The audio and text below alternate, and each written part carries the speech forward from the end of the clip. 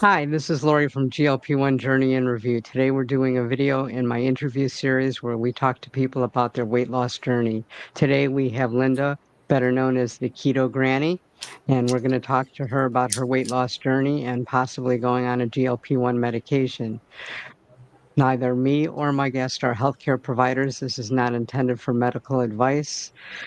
This is just what works for us. If you are planning on a weight loss journey, I strongly advise you that you see your healthcare provider. So, Linda, why don't you tell us a little something about yourself? All right. Thank you, first of all, Lori, for having me as a guest on your show. Very honored Thank to you. be here. A little bit about me. Let's see. I didn't get real serious about losing weight until I was like 60, 61 years old. And that was because I was at an age where I didn't really see a lot of people who were my age and who were overweight at 368 pounds. And so I didn't think, um, I don't want to say that I would possibly be living if I just continued on the journey that I was on. For most of my life, I've always been on the chubby side. Um, let's see, when I first started getting off into wanting to lose weight, I started learning about the ketogenic diet. That was a Mhm. diet that seemed to be working for a lot of people. At the time when I first started, though, there was a young lady, and she was in college, and she had lost something like 100 pounds just by changing the way that she was eating and then basically adding in more exercise. And she was talking about the ketogenic diet, basically more like the Atkins diet. So I did my research on that, and I decided it was something that I could do as far as following that type of eating plan. So that's what Mhm. I did, and I ended up losing a total of 157 pounds Wow. doing Hey. keto, intermittent fasting, walking, and then adding in exercise, which that's all exercise. But I took a job at Planet Fitness, so that helped me as far as losing weight also. During COVID, I ended up gaining back about 37, close to 40 pounds. And so that's what I've been working on getting off. And then I set myself a goal because I want to be under 200 pounds by the end of this year, by the end of 2025. Awesome. So, when you say keto, is it dirty keto, regular keto, a combination? Yeah, for now it's a combination, but when I first started off, I started off more with the clean keto and Mm-hmm. with the strict keto. And then as I kind of advanced, started adding in things like the bread. The dirty keto for me falls in like with the different sauces that I like to use on my salads. And then Mm-hmm. also with the keto breads. Because to me, keto is not bread. You do without bread when you're on keto. You can replace it with lettuce wraps, different things like that, which I have been doing a lot of that. But I do still incorporate the breads and the different sauces that I like for my salad. So yeah, it's a combination of the sometime clean keto and sometime I like the lazy or a little bit dirty keto. Okay. Yeah. So, when you have your meats, are they lean meats, or do you like include like bacon or some of the Oh fatter no, meats? because I do. I like to include bacon. I Mhm. love my bacon. Yes, I do. My bacon. I used to always say bacon is my candy. I just get my bacon and cook it, and then put it in the refrigerator if I wanted something to snack on, and I take out a piece of bacon and have that. And to me, it would hit the spot because it was, as far as keto, it was like it had enough fat in it to meet that macros for me. So I usually will snack on the bacon. But yeah, I do. As far as my meats now, I tend to lean toward, like, as far as ground beef, I prefer the 80/20, Mhm. in preference to like the 93% to 7%. I prefer the fattier cuts of meat is what I usually eat. Ribeye steaks. I even eat New York steaks, but there are times that I also eat the leaner cuts of meat. It just depends on basically what's on sale in the grocery store. Good point there. Because I can make Uh, it all work. I can take a lean piece of meat and maybe add some fat to it. I see people that cook theirs in butter. I don't too much do that, but I'll say like I will layer the pan with, instead of grease, put a little butter in it. But there are different ways that you can take lean meat and make it fatter also, if that's what you lean more toward. But I usually just use whatever meat I have available. And you can, how do I want to say, you can fix your macros by adding in other things to eat, is what I So what is the difference between keto and just high protein diet, other than the bread and some of the carbs? On the ketogenic diet, you are eating more fat than you are eating protein. You're going to eat about 70 to 75% worth of fat on the ketogenic diet. Uh, and as far as the protein, it's going to be about 20 to 25% worth of protein. Now, what I have learned as far as doing the ketogenic diet, as you lose weight and as you progress, you start cutting back on your fat and you start adding in more protein. And that Hmm. way, I don't want to say your body burns your fat. So that's how it basically works. When you first start off, you're going to be eating about 70 to 75% worth of fat on the ketogenic diet. But then I've cut mine back now to where I'm eating, I'd say about 55 to 60% worth of fat now in my diet. And I've started adding in a lot more protein. I think I'm probably eating about 35 to 45% worth of protein now. Now, are the fats any type of health problem, like with cholesterol or anything like that, or? No, actually, I have good cholesterol. I haven't had any problems with cholesterol since I have been doing the ketogenic diet. Now, when I first started, I had a problem with the one that's called the bad. Hmm. I think it's the LDL. Right. But now that I have, it's within range, and it hasn't been out of range for years. I started doing keto in 2018. And when I first started, my HbA1c was up to like 6.4, and they told me that I was basically going to be getting ready to be considered diabetic and would have to be taking insulin, and that was something that I did not want to do. So when I started the ketogenic diet, I got my HbA1c also all the way down to 5.4. Hmm. So now the last time I went to check, it had went back up in the sixes. So then I started back to eating, cleaner keto, adding in more exercise and different things like that, working to get my HbA1c back down. I haven't had it checked yet because I want to wait just a little bit longer to make sure that there's a difference there. Perfect. So, why are you thinking about possibly going on a GLP-1? I'm thinking about going on the GLP-1 because ever since COVID, I have been working to this lose about 20 something pounds I have left to get back to where I was. So, and it's not even that much, 211, and yeah, close to 20 pounds. But I have been stuck there for almost 3 years, I would say. About Hmm. two and a half, 3 years since, with the COVID and everything like that. And I just feel like I'm on a hamster wheel, just constantly losing the same amount of weight. Um, I can get down in the 220s, like around 227, but I always go back up to around between the 240s, 227 to 240, and that's kind of where I have been hanging for the past 3 years, off and on. So, So which GLP-1 are you considering? Well, that was the thing. I had first set an appointment to talk with my doctor. It was for Friday, and I had left a message. If you get an earlier appointment, please let me know. And they had texted me Friday or over the weekend. They had texted me and said, if you want this appointment, they gave me a certain amount of time to respond, and they had it for today. Tuesday, they Hmm. said at 1:40. Of course, the doctor's never on time. She didn't come in the room at 2 something, but at 1:40. So I went ahead and jumped on that appointment because I have been getting so excited Hmm. about, going and get this information about the GLP-1. And so I took that appointment today, and she has suggested Zepbound for me to Yeah. start with the lower dose of the Zepbound. But now, and the insurance that I have does not cover it. And to me, it is an expensive medication because my Hmm. part out of pocket would be $350 per month. And it seems, and I think that's through the program where they refer you to, I don't know, was it Eli Lily Lilly or Direct. what? Yeah.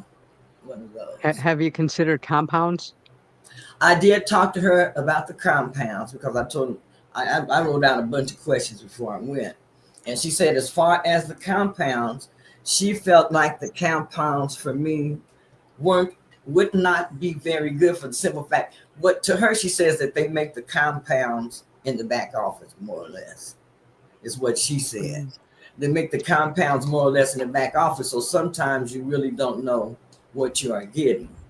So she suggested that if I do buy it, to make sure that I buy it from, I guess, the Right, reputable company. Yeah. So she right. didn't suggest. She said she didn't suggest the compounds.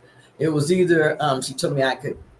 She talked about. I talked with her rather about the Wegovy, and we went over the pros and cons of the Wegovy and the Zepbound, and that's what she was leaning toward, the Zepbound. So I figured that would be the best one to go with.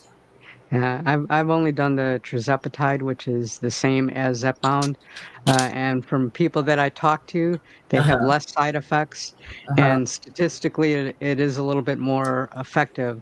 Although people have had really good luck with the Wegovy, Right. I'm not saying there's anything wrong with that, but statistically, I think it's a few percentage more that you do lose, and people have said that they've gotten a little bit less side effects.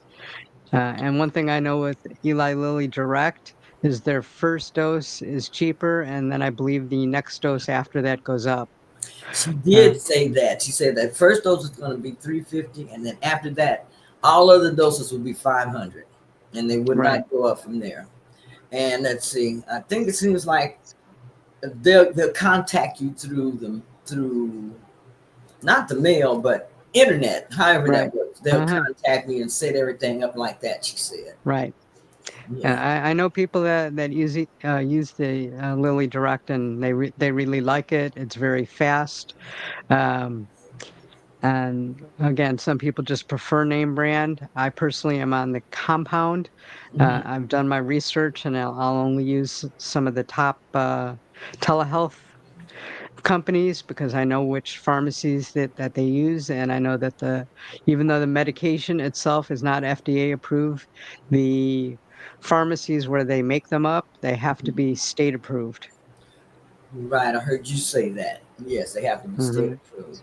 Okay, But now you're talking a matter of about $150. So I mean, the difference. That's what I was it's a going to lot of ask. money, but What's that's the not. price Yeah. difference? Yeah, Mm, because I've seen. I told her she one of her questions was, "So tell me, how much do you think that this will cost?" And so I told her I've seen mhm. where for 199, 299, all the way up to 5, 6, a lot, some even more than that per month that they're Right, paying for this medication.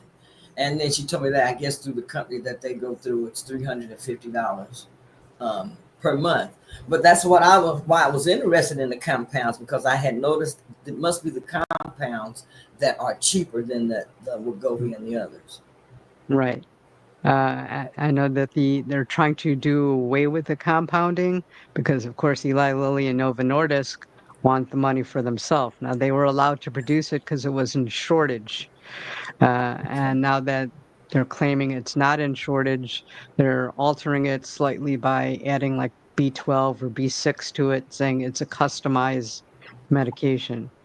Although you could still get the pure stuff for a little bit. I don't know how much longer they're going to have the pure stuff. Um, Available. Again, it's not a huge difference in price, but it does add up. Okay, and then I was seeing something came up on you, well, on the internet about they're getting ready to possibly start giving this in a pill form or something like that. Yes, and probably towards the middle to end of next year, Mm-hmm. it's called orforglipron. It's a Mm-hmm. oral medication. They do make one now that's an oral, but it's not as effective. And I believe you have to have an empty stomach before and not eat for like an hour. And it is a little tricky where the new stuff coming out there's going to be no restrictions like that, and it is slightly less effective, but only we're talking about like 1 or 2 percentage points, not nothing major. And you do take it daily, and Eli Lilly makes it, and they're right now they're talking about $200 price range for the month because it's not going to need refrigeration. So they're going to save money there. The pharmacies are going to save money because they don't have to have the refrigeration also. They don't have to have the trucks take it there in refrigeration and so forth. Oh, okay. And then it But that's, also you're talking a year out. a year out for that. Okay, yeah, because I was surprised, like, oh, okay, appeal form. And then also she did mention as far as the Wegovy, she told me that I could start with the Wegovy if I wanted to, but then she went, like you said, to tell me the different benefits of each one, which one worked the best, and what she Mhm. thought. But I did notice with the Wegovy, it doesn't have to be a continuous subscription. I believe she said that I can try the Wegovy for a month, and if I don't like it, then I don't have to do it again. And then if I want to skip a month, I can. And I guess it doesn't affect the price. But if I do that with the Zepbound, I somehow get Right, kicked out. And I guess right, that sounds like that price goes up once you get kicked out. right. Because you have to reorder it within 45 days or it jumps up. That's basically to stop people from, ordering, let's say, 15 dose, but they're only taking 7.5 and trying to get 2 doses out of it. Oh, wow. Well, I guess people will start trying a lot of different Mm. stuff. Yeah. Yeah. Don't tell anybody, but I do that with my compound. Okay. All right, but yeah, so my consultation is what we called it today. It was Hmm. very interesting. I got a lot of good information, and then I mentioned That's to her great. about the nutritionist that I went to see. That he had given me this diet 1,200 calories, which I told her I'm probably going to have to adjust that up just a little bit for myself to Hmm. be satisfied. I'm sure, but then also I noticed that probably the lower that I leave those calories, the better result also that I would have, that I would see with the Yep, combination of the two. absolutely. And it does suppress your appetite. So, Right. especially when you first start, you may have a hard time just getting those 1,200 calories In. Okay. until your body Okay. gets used to it. Okay. She did mention how it suppresses your appetite and slows it down in your digestive Hmm. system and Right. different things like that. Yeah. So I So had she sent the prescription to Eli Lilly, so the process has started. right. She went ahead. I told her, go ahead then. Go ahead. So I want to try Are it. I you really do. excited? Yeah, I am. I was really excited on my way home. I said, okay, now. So told my husband, I said, well, I told her to go ahead and I'm going to try it for a month. And then I'm almost sure I'm going to go ahead and keep doing it. But I do. I'm excited about it. I'm very, very excited about it. That's why I That's went ahead great. and took this appointment. And then the day when I got up, I said, oh, no, this is going to coincide. She's not going to be finished. So then That's that's when okay. No. I text. Yeah. So, um, you're gonna go ahead with the Eli Lilly now. Keep in mind that it's very hard for any physician to recommend compound. Okay. 'Cause- Okay. but Okay. keep it in the back of your mind that it's there because, like I said, if you decide you don't like it or maybe it's Something like the that. Yeah, I'm gonna yeah, check on some that also because it's a little bit lighter on the pocketbook to start too. right. So like I Yeah. said, just stay with the major telehealth like Mochi, Orderly, Okay. Fridays, the bigger ones. Okay. All Because right. some of these smaller ones are a little sketchy. Okay. Okay. That's where they come in where they start saying that the fake you can get a hold of fake stuff. Well, yeah, and the minute you look up something on Google, these ads just appear on your Facebook and on other platforms, because they Right. know that you've Googled it, and those might be the ones that you have to be a little bit leery of. Right. But me, when I first started thinking about using the GLP-1s, I had these feelings of, oh, I'm abandoning what I am used to doing. I'm giving up No, on keto and I am not true to what I have been doing. So I have been feeling a little bad about that. But I always tell everybody, you have to do what works for you. You have to use the right, tools that are available. And this is a tool that is available. It seems to be helping and working, for a lot of people. And it seems to have a lot of benefits. I mean, because if you lose weight, of course, it's going to help with your high blood pressure. Mm-hmm. It's going to help with the low back pain, which is one of my main reasons also for doing it. Because Mm-hmm. I believe her name is Chandra. You Mm-hmm. had interviewed her, and she was talking about her Mm-hmm. back pain. And that happened to me in the grocery store about a week ago. I was going through the grocery store shopping, and my back was already hurting when I went in there, and I was like, I could not go another step. And I had to just stop there and go out to the car, stop what I was doing, make it my way to the car, and just sit there just to get some pain relief in my back. So I didn't do any grocery shopping that day. I just went home, put it off. But that has a lot to do with it also, as far as me wanting to go ahead and try the medication. Because I know with adding that little bit of extra weight on my back, that can also, at my age, that can cause that back pain to be worse than it would have before. And keep in mind, you may have to watch your fat right around the shot day because high fat and the shots sometimes will get you a little nauseated. Okay. She didn't mention that, but yeah, I believe I heard someone talking about that. Maybe someone you were interviewing was talking about Mm-hmm. them doing the keto and how they had to switch up with that. So I figured that now I'm going to be eating mainly the keto lifestyle, but I will be adding in more protein. I will be eating more Mm-hmm. with the higher protein side, which is what I have been doing. I've been eating anywhere basically now from 100 to 130 grams of protein uh, daily is what my goal is, because I found out that that works a lot. And then going back into the gym and doing strength training is what I'm doing. So that seemed to help a lot. Perfect. Hmm. Perfect. Have you ever given yourself an injection? Uh, I'm trying to think. Have I ever given myself an injection? I have before, but I forgot what it was. Oh, I think I Okay. was bridging between warfarin or something like that. I have Okay. before, but it's been so long ago. It was And you don't feel in it, my in my stomach too. Yeah, right? Yeah, you yeah. don't feel it. So I hate to cut this short, but like Okay, I know we're running a little bit behind. Maybe we could do a follow-up once you're on it. okay. And All right. That all sounds right, great. Okay, all right. it So was great thank you being here with for. you. Okay. Have a great day. All right. Bye bye.